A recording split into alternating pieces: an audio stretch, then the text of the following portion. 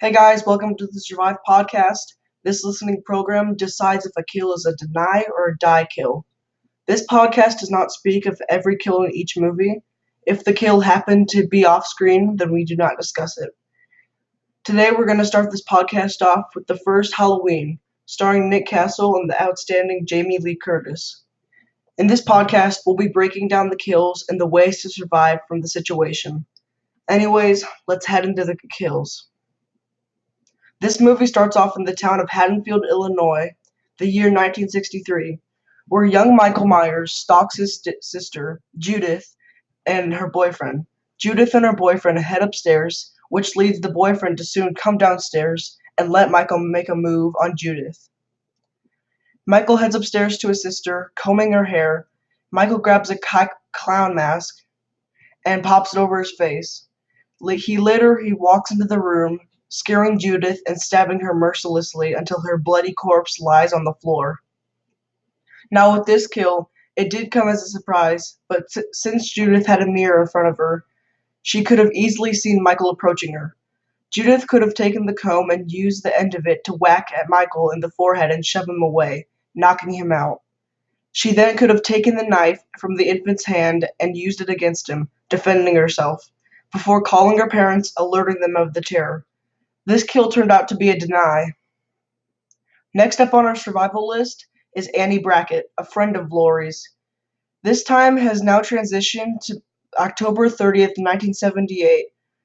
Annie takes a break off babysitting a kid from another family, as well as Strode's kid, Tommy Doyle, who she wants Laurie to look after. Laurie assures Annie that she'll take care of the child. Annie later hops into her car, dragging her finger against the fog on the window in front of her. Later, Michael shows up behind the driver's seat and strangles Annie.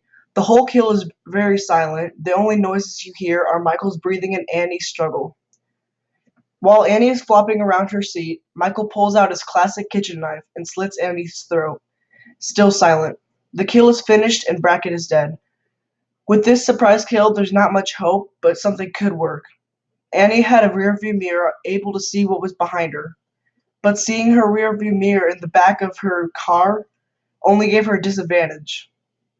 Being surprised while relaxed make your stress levels blow up and make you unable to do anything to help yourself. Even without Michael's knife, the kill would still work, so this kill is a die.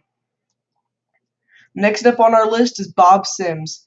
Him and his girlfriend, Linda Clock, head into a stranger's house to hang out, later taking it upstairs to where Michael can stalk the two.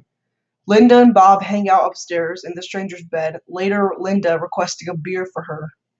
Bob heads out to the fridge in the kitchen, opening the fridge and grabbing the beer, and getting creeped out by the closet door in front of him. Bob proceeds to open the door and get slammed against the wall right behind him, getting choked and lifted up by Michael in one of the best kills. Michael then aims the knife, torturing Bob, later stabbing him right in the gut, pinning him against the wood. This kill, by far, is one of the best kills throughout the whole franchise. Now, I believe there is a way to get out of this. When Michael pins Bob against the wall, Bob's feet still hang below him. Bob could have possibly swung out his legs and kicked Michael back into the closet, grabbing his knife off the floor and maybe even kill him. Even though that would make this franchise be a piece of trash, it still could work. So overall, this kill is a deny. Next kill and final kill of the movie is none other than bandit Linda Van Deer Clock. After Bob's death, Michael wraps a white blanket over his body and wears glasses.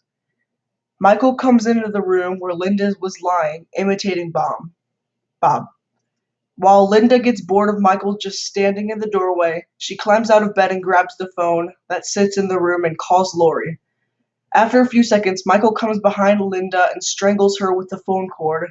That's the ending kills of Halloween 1. Even though, as many of the other kills, this was a sneak attack, Linda probably could have heard Michael's footsteps from his loud shoes.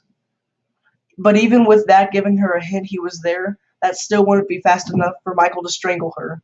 Given that Michael's figure was right behind her, made it so that she couldn't really attack in any sort of way. So the last and final kill is a die. Overall, there were 2 denies and 2 dies. Half and half, no problem. Thanks for tuning in to Survive.